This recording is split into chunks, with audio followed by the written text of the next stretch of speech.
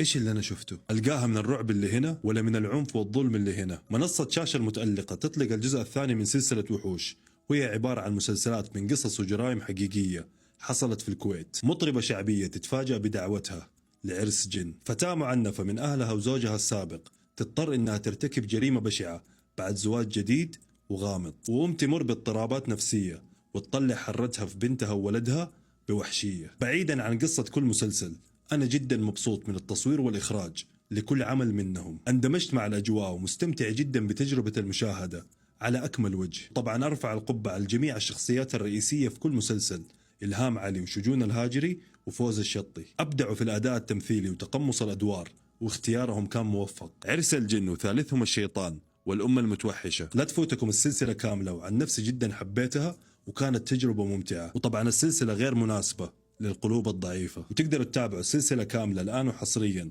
على منصة شاشة، المنصة اللي مكسرة الدنيا في هذه السنة. ولو تابعتوهم اكتبوا لي رأيكم تحت في الكومنتات، ولا تنسوا اللايك والفولو. سلام.